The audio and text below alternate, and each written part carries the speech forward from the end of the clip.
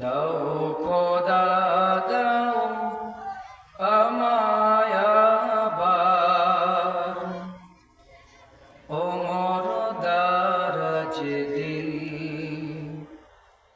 দাও খোদা দাও আমায় আবার ওমর দারাজ দিল हम जाके दाऊ घरे घरे जीवन दीते अकातरे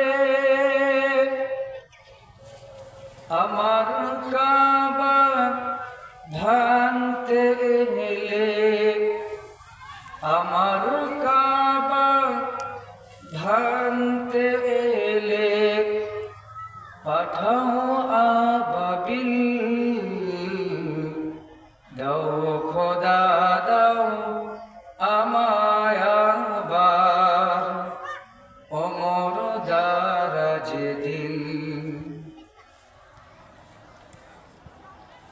ধারকি বম্বু আকন্দপাড়া যুব সমাজের উদ্যোগে আয়োজিত দ্বিতীয় অধিবেশন তাফসিরুল কোরআন ওয়াজ মাহফিলের সম্মানিত সভাপতি মৌলানা মোহাম্মদ মহসিন আলী সাহেব খতিব, ধারকি বঙ্গু আকন্দপাড়া জামে মসজিদ সহসভাপতি এবং আজকের প্রধান মেহমান অত্র এলাকার কৃতি সন্তান আমাদের স্নেহের ছোট ভাই হাফিজ মৌলানা মোহাম্মদ মিসবাহুল আজম মিসবাহ এবং আমাদের আরও এক দিনী ভাই মৌলানা মুফতি রুহুল আমিন জয়পুরি হাফিজাহুল্লাহ এবং আমার প্রিয় উস্তাদ হাফিজ মৌলানা মোহাম্মদ মাহফুজুর রহমান সাহেব হাফিজাহুল্লাহ, সকলকে আন্তরিক মোবারকবাদ জানাই এবং অত্র এলাকার সকল প্রকার ধর্মপ্রাণ দ্বীনি মুসলিম ভাই বোনেরা সকলকে জানাই আন্তরিক মোবারকবাদ।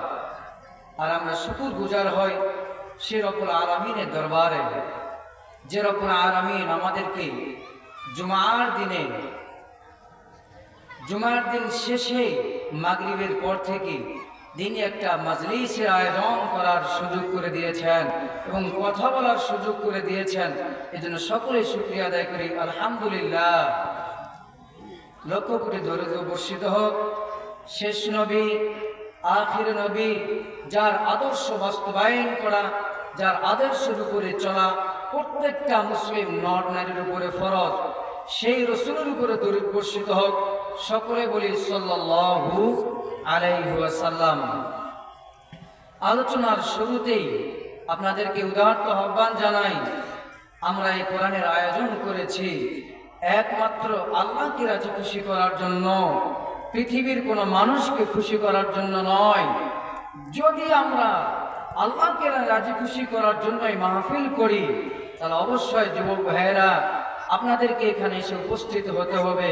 আপনারা কোরআনের আলোচনা শোনেন, আপনারা আমার হৃদয়ের মধ্যে একটা পরিবর্তন আসবেন, আর এই পরিবর্তন ঘটাবেন কে? আল্লাহ। এই অন্তরের পরিবর্তন করার জন্য সকলে আমরা সেই দিনে আলোচনায় বসি।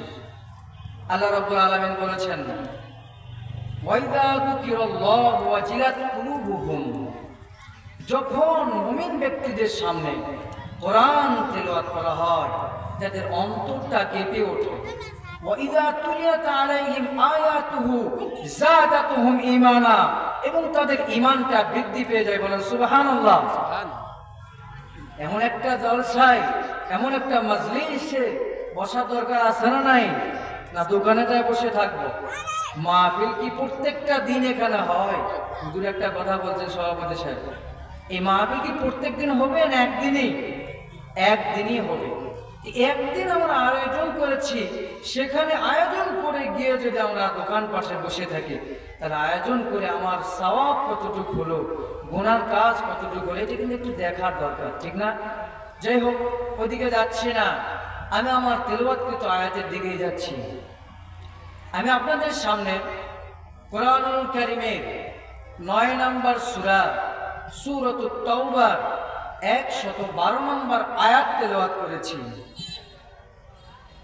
এই 112 নম্বর আয়াতের মধ্যে আল্লাহর 9টি আদেশের কথা বলা হয়েছে, 9টি কাজ দিয়েছেন মুসলমানদেরকে, মুমিনদেরকে।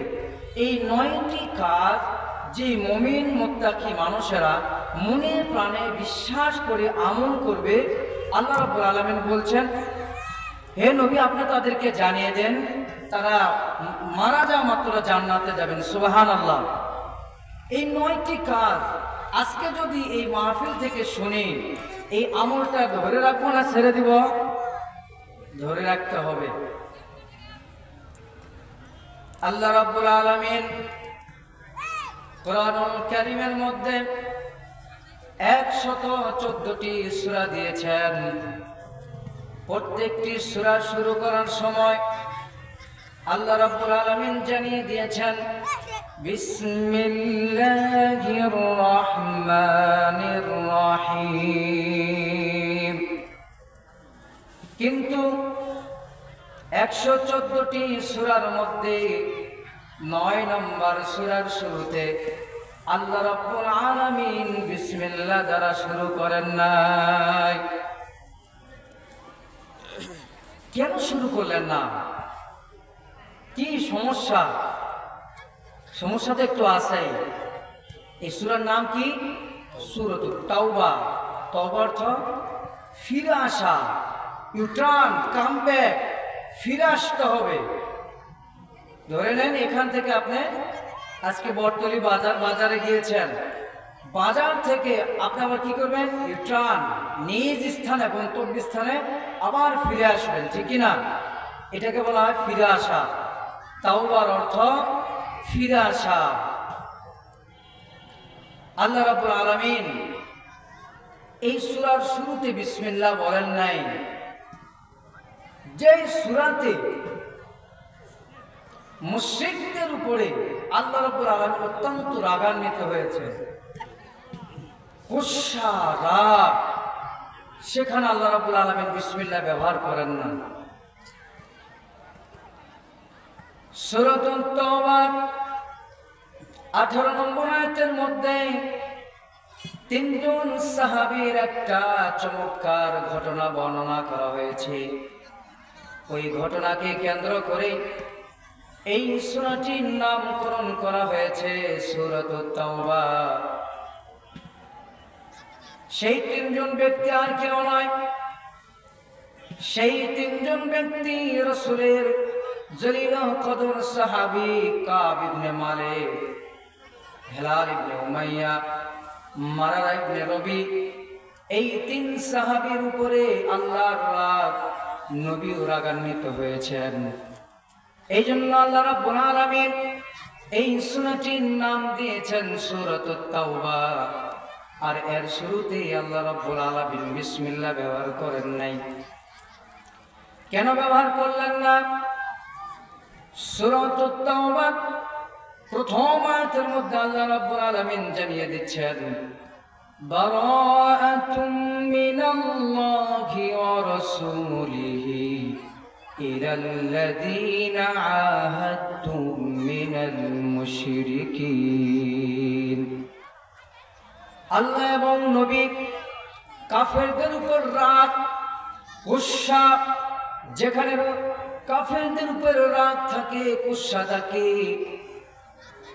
মুশরিকদের উপরে রাগ থাকে, সেখানে আল্লাহ রাব্বুল আলামিন বিসমিল্লাহ ব্যবহার করেন না। কিন্তু পুরা কোরআন রিসার্চ করলে দেখা যায়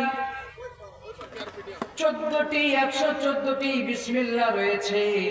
আল্লাহ রাব্বুল আলামিন 19 পারা সূরাতুন নামলের মধ্যে আরেকবার বিসমিল্লাহ ব্যবহার করেছেন, 2 বার ওখানে। ইন্নাহু মিন সুলাইমান বিসমিল্লাহির রহমানির রহিম। গ্যাপ পূরণ করে দিয়েছেন, বলেন সুবহানাল্লাহ। তার মানে আল্লাহ রাব্বুল আলামিন বুঝাচ্ছেন, যেখানে মুশরিকদের হস্তক্ষেপ থাকে, মুশরিকদের কর্তৃত্ব থাকে, সেখানে আল্লাহ রাব্বুল আলামিন বিসমিল্লাহ ব্যবহার করেন না। মুশরিক কাদেরকে বলা হয়?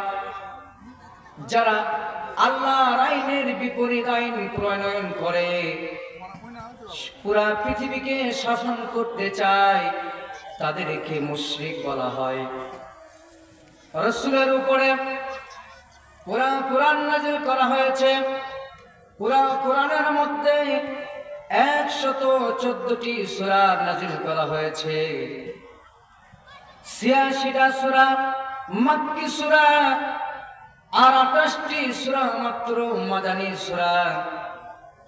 86টা সূরার মধ্যে একটা আয়াতের মধ্যে আল্লাহ রাব্বুল আলামিন ইয়া আইয়ুহাল্লাযীনা আমানু বলেন নাই।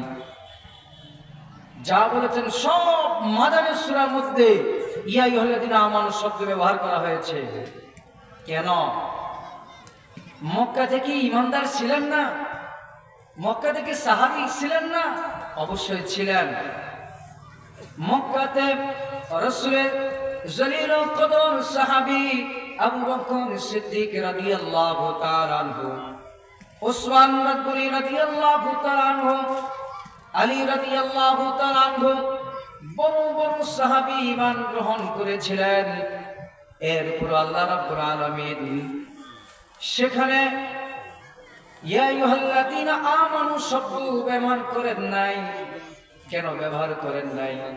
না করার কারণ হচ্ছে মক্কার সেই সমস্ত মুশরিকরা যারা আল্লাহর সমকক্ষ দাঁড় করিয়ে নিয়েছিলেন, শিরিক করেছিলেন। এই জন্য আল্লাহ রাব্বুল আলামিন এখানে মুমিন শব্দই ব্যবহার করেন নাই। 13টি বছর মক্কাতে রাসূল সাল্লাল্লাহু আলাইহি সাল্লাম দাওয়াতি কাজ করেছেন, কিন্তু একটি মসজিদও নির্মাণ করেন নাই। এই কাজগুলো না হওয়ার একটা কারণ রয়েছে। সেই কারণ হচ্ছে মক্কার মধ্যে কুরআনের শাসন ছিল না। এই জন্য আল্লাহ রাব্বুল আলামিন মুমিনও বলেন নাই, আর রাসূলও এই 13টি বছরের মধ্যে মক্কাতে একটি মসজিদও নির্মাণ করেন নাই। আপনারা বুঝতে পেরেছেন? বুঝাইতে পারছি আমি? 13টি বছর দাওয়াতি কাজ হচ্ছে, কিন্তু একটি মসজিদও ওখানে নির্মাণ করা হয় নাই। কেন হলো না? কেন? কোরআনের শাসন ছিল না। কোরআনের শাসন না থাকার কারণে রাসূল সাল্লাল্লাহু আলাইহি সাল্লাম মসজিদ নির্মাণ করেন নাই। কিন্তু রাসূল সাল্লাল্লাহু আলাইহি সাল্লাম যেদিন মদিনায় হিজরত করলেন, সেদিনই ঘোষণা করলেন মসজিদে কুবা তৈরি করার জন্য, যেখানে সালাত আদায় করলে একটা উমরা হজের সওয়াব একজন বান্দাকে দেওয়া হবে। সেই মসজিদ কোথায় নির্মাণ করেছেন? মদিনায় হিজরত করে, মক্কার এরিয়ার মধ্যে নয়।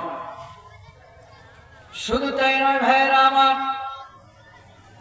রাসূল সাল্লাল্লাহু আলাইহি সাল্লাম মদিনায় হিজরত করার পরে 1 থেকে 15-20 দিনের মধ্যে প্রায় 50টির মতন মসজিদ নির্মাণ করেছেন। কেন নির্মাণ করলেন? এর উত্তর হচ্ছে মক্কার মদিনার সমস্ত কাফেরেরা বলেছিলেন আল্লাহ তো একজনই, তিনি আসমান সৃষ্টি করেছেন, তিনি জমিন সৃষ্টি করেছেন, সব কিছু তিনি সৃষ্টি করেছেন। অতএব আপনার কোরআনের সংবিধান দিয়ে রাষ্ট্র পরিচালনা করুন, আমাদের কোনো বাধা নেই। এই কথা যখন মদিনার সমস্ত মানুষেরা মনে প্রাণে বিশ্বাস করেছে, গ্রহণ করে নিয়েছেন, তখনই আল্লাহ রাব্বুল আলামিন নবীকে জানিয়ে দিয়েছেন, হে নবী, আপনি এখন মসজিদ নির্মাণ করুন, রাষ্ট্র পরিচালনা করুন, কোনো বাধা নেই। কেননা যারা বাধা দিবে তারাও তো আপনার পক্ষেই রায় পেশ করেছে। বলেন সুবহানাল্লাহ। প্রিয় উপস্থিতি, প্রিয় আমার ভাইয়েরা, দীর্ঘ 16টি বছর পরে বাংলাদেশের পতাকায়, বাংলাদেশের সূর্যে নতুন একটা দিগন্ত দেখা যায়। দেখা যাচ্ছে এমন একটা সময় অবস্থান করতেছি আমরা যে সময় বাংলার মাটিতে কোরআনের শাসন চালু করা সম্ভব, কিন্তু বড় দুঃখের বিষয়, বড় পরিতাপের বিষয় হচ্ছে আমরা কোরআনকে ভালোবাসি, নবীকে ভালোবাসি, আমরা ওয়াজ মাহফিলের আয়োজন করি, মসজিদ নির্মাণ করি, কিন্তু একটা জিনিস মনে প্রাণে এখন আমরা বিশ্বাস করতে পারি নাই। সেটি হচ্ছে বাংলাদেশের সংবিধানে কোরআন থাক, কোরআনের আইন দিয়ে এই দেশটাকে শাসন করা হোক, এটা কিন্তু আমরা মনে প্রাণে বিশ্বাস করতে পারি নাই। অনেকেই বলে থাকি যদি কোরআন দিয়ে এই দেশটাকে শাসন করা হয় তাহলে তো আমরা ভালো মতন চলতে পারবো না, আমার স্বাধীনতার উপরে হরণ হবে, বলি কি না? কিন্তু আল্লাহ বলছেন না, পৃথিবীর মানুষেরা শোনো, আমি তোমাদেরকে সৃষ্টি করেছি, আমার আইনের বিপরীত আইন যারা প্রণয়ন করবে তাদের বিরুদ্ধে যুদ্ধ করার জন্য, জিহাদ করার জন্য আমি আল্লাহ রাব্বুল আলামিন তোমাদেরকে সৃষ্টি করেছি। আল্লাহ রাব্বুল আলামিন বলছেন আল্লাযীনা ইউকাতিলুনা ফী সাবিলিল্লাহ, আর যারা মুমিন ব্যক্তি তারা আল্লাহর পথে জিহাদ করে, ওয়াল্লাযীনা কাফারু ইউকাতিলুনা ফী সাবিলিত তাগুত, আর যারা অবিশ্বাসী, আল্লাহ রাব্বুল আলামিন তাগুত শক্তির বিরুদ্ধে আমাদেরকে লড়াই করার জন্য বলেছেন, আল্লাযীনা আমানু ইউকাতিলুনা ফী সাবিলিল্লাহ, আর যারা মুমিন তারা আল্লাহর রাস্তায় জিহাদ করে, যুদ্ধ করে, লড়াই করে। ওয়াল্লাযীনা কাফারু ইউকাতিলুনা ফী সাবিলিত তাগুত, আর যারা কাফের অবিশ্বাসী তারা তাগুতকে প্রতিষ্ঠিত করার জন্য মুমিনদের বিরুদ্ধে লড়াই করে। والذين كفروا يقاتلون في سبيل الطاغوت فقاتلوا أولياء الشيطان। পৃথিবীর মুমিনেরা আপনারা শুনুন, শয়তানের বন্ধু তাগুতের বিরুদ্ধে আপনারা লড়াই করুন। শয়তানের বন্ধুরাই তো আল্লাহর বিপরীত আইন প্রণয়ন করে থাকে। যারা শয়তানের বন্ধু, যারা আল্লাহর কোরআনের বিপরীত আইন প্রণয়ন করেছেন, তোমরা তাদের বিরুদ্ধে লড়াই করো, যুদ্ধ করো। ইন্না কাইদা শাইতানি কানা দাঈফা, অবশ্যই তাদের চক্রান্ত একেবারেই দুর্বল, অত্যন্ত দুর্বল। তাদেরকে একটু ধমক দিলেই দূরে সরে চলে যাবে। যারা মুমিন তারা এগিয়ে আসেন, যারা তাগুতকে নির্বাচন করে নিয়েছেন তাগুতকে প্রতিষ্ঠিত করার জন্য, তাগুতি শক্তিকে আল্লাহর বিপরীত আইনকে প্রতিষ্ঠিত করার জন্য চেষ্টা চালিয়ে যাচ্ছেন, আমরা তাদের বিরুদ্ধে লড়াই করব যতদিন পর্যন্ত আমরা জীবিত থাকব। কেন এটা লড়াই করব? এই লড়াই কি শুধু আমাদেরকে আদেশ করা হয়েছে না নবীদেরকেও? আল্লাহ রাব্বুল আলামিন বলছেন ওয়ালাকাদ বা'আসনা ফি কুল্লি উম্মাতির রাসূলান আন ইয়াবুদুল্লাহা ওয়াজতানিবুত তাগুত। আমি আল্লাহ রাব্বুল আলামিন সকল নবী রাসূলগণদেরকে তাগুতের বিরুদ্ধে লড়াই করার জন্য পাঠিয়েছি। সমস্ত নবীরা মানুষ রচিত যত মতবাদ রয়েছে, যত সংবিধান রয়েছে, রাষ্ট্র পরিচালনার জন্য যা কিছু রয়েছে সব কিছুকে বলা হয় তাগুতি শক্তি। এই তাগুতি শক্তির বিরুদ্ধে লড়াই করার জন্য আল্লাহ রাব্বুল আলামিন নবীদেরকে পাঠিয়েছেন। তো যাই হোক, অনেক বড় আলোচনা, সূরা তাওবা 112 নম্বর আয়াত। শুধু এখন তর্জমাটা বলে দেব যে এই 9টা গুণ বা এই 9টা আমল যদি কোনো মানুষ, মুমিন ব্যক্তি জানার পরে মনে প্রাণে বিশ্বাস করে আমল করে, আল্লাহ সুবহানাহু ওয়া তাআলা ওয়াদা করছেন তাকে জান্নাত দান করবেন। সুবহানাল্লাহ। এক নাম্বার আত্তাইবুন, তওবাকারী, ইউটার্ন, কামব্যাক, ফিরে আসা, ফিরে আসতে হবে যে আল্লাহ ভুল করেছি আর যাব না। দুই নাম্বার ওয়াল আবিদুন, ইবাদতকারী, নিঃস্বার্থভাবে এক আল্লাহকে খুশি করার জন্য পাঁচ ওয়াক্ত সালাত আদায় করা, আনুষঙ্গিক ইবাদত করা। নাম্বার তিন ওয়াল হামিদুন, প্রশংসাকারী, সর্ব অবস্থায়, সুস্থতা অবস্থায়, অসুস্থ অবস্থায় আল্লাহর প্রশংসা করবে ইনশাআল্লাহ। as-সাইহুন, সিয়াম পালনকারী, আর রমজানের সিয়াম পালন করব। তার পাশাপাশি আমরা আইমা বীজ রয়েছে, সাপ্তাহিক যে সিয়ামগুলো রয়েছে সেগুলো আমরা পালন করব।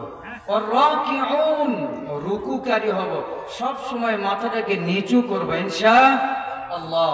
ওয়াসাজিদুন, সিজদাকারী হব, বেশি বেশি সিজদা করব।